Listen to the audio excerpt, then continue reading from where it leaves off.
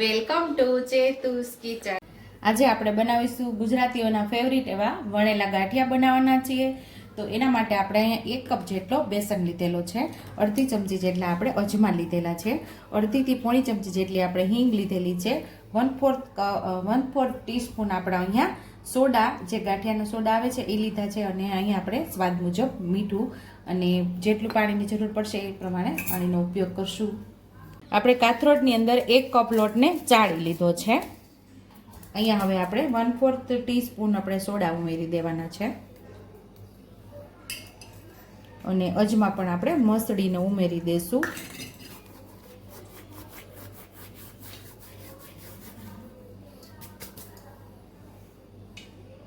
સ્વાદ મુજબ આપણે મીઠું ઉમેરશું।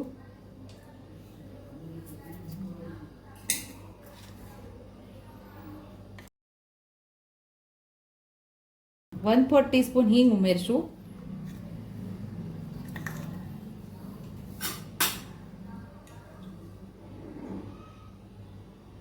અહીંયા 1 ચમચી જેટલો આપણે તેલ ઉમેરશું। માપ તો એ જ રહે, 1 કપની સામે આપણે 1 ચમચી જેટલું તેલ ઉમેરવાનું છે। આ બધું સરસ આપણે મિક્સ કરી લેવાનું છે। સરસ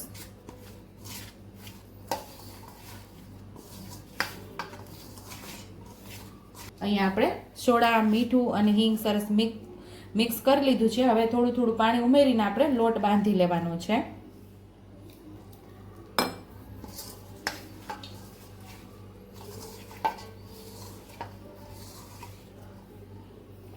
ચણાના લોટમાં પાણી ઓછું જોઈએ, એક હારે ઉમેરી દે તો લોટ ઢીલો થઈ જાય તો આપણા ગાંઠિયા વ્યવસ્થિત નહીં બને। થોડું થોડું પાણી ઉમેરીને જ આપણે એમાં લોટ બાંધવાનો।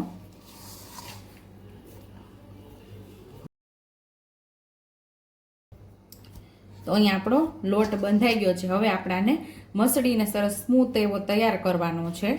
તો એકદમ આપણો લોટનો કલર ચેન્જ થાય ત્યાં સુધી આપણે એને મસળવાનો છે। તો તેલવાળો હાથ કરીને આપણે આને મસળશું। એકદમ ટૂંકમાં આને કૂણવી લેવાનો છે લોટને આપણે। અહીંયા આપણો આવો સ્મૂથ લોટ તૈયાર કરી લીધો છે, એકદમ મસ્ત એવો। તો તમે આવી રીતે સ્મૂથ લોટ કરી લેજો, એટલે મસ્ત એવા ગાંઠિયા પણ તૈયાર થશે। અને અહીંયા તમે જોશો તો આપણે જેવો લોટ બાંધ્યો તો એનાથી આનો કલર ચેન્જ થઈ ગયો છે। તો કલર ચેન્જ થાય ત્યાં સુધી આપણે લોટને મસળવાનું, મસળીને એકદમ મસ્ત એવો સ્મૂથ થઈ જવો જોઈએ, તો જ આપણા ગાંઠિયા મસ્ત એવા વણાશે। અહીંયા આપણે એક લુઓ લઈ લીધો છે, અને હવે આપણે વણેલા ગાંઠિયા બનાવી લેશું।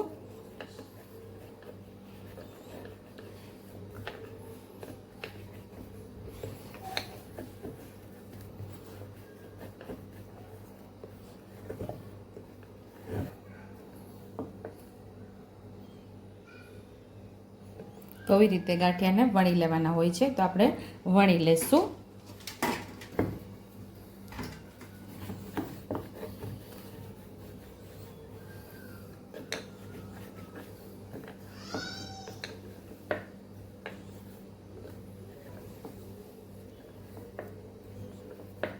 આવી રીતે વણતું જવાનું અને આવી આટી લેતું જવાનું, એટલે તમારાથી પણ મસ્ત એવી આટી આવશે।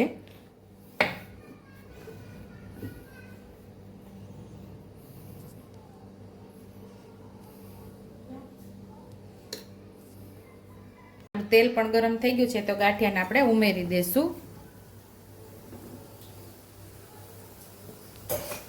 તો અહીંયા આપણે એકદમ ફાસ્ટ પણ નહીં, પણ સાવ ધીમું પણ નહીં, એવી રીતે આપણે તેલને ગરમ કરવાનું હોય છે।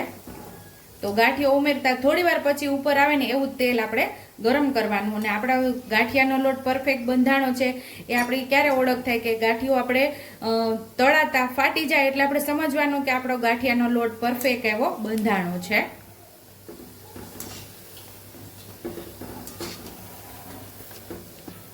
તો અહીં આપણા ગાંઠિયા તૈયાર થઈ ગયા છે। તો આવી જ રીતે આપણે બધા વણેલા ગાંઠિયાને તૈયાર કરી લેવાના છે, અને તેલને આપણે નિતારી લેશું।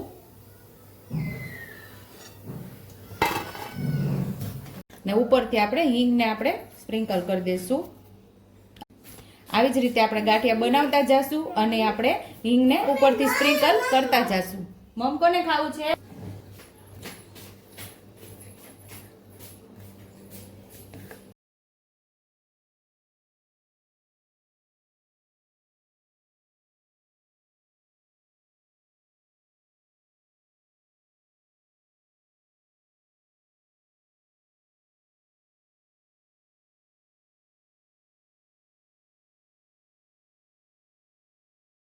તો તૈયાર છે અહીંયા આપણા વણેલા ગાંઠિયા. ગાંઠિયાની ચટણી સાથે અને મરચા સાથે ખાવાની ખૂબ જ મજા આવે છે. આ ચટણીની રેસીપી આપણી ચેનલ ઉપર તમને મળી જશે. જો તમને મારી રેસીપી પસંદ આવી હોય તો મારી રેસીપીને લાઈક કરજો, શેર કરજો, સબસ્ક્રાઇબ કરજો, બેલ આઇકોનને દબાવતા ભૂલતા નહીં અને કમેન્ટ બોક્સમાં કમેન્ટ કરજો કે મારી રેસીપી કેવી લાગી. તો આવજો.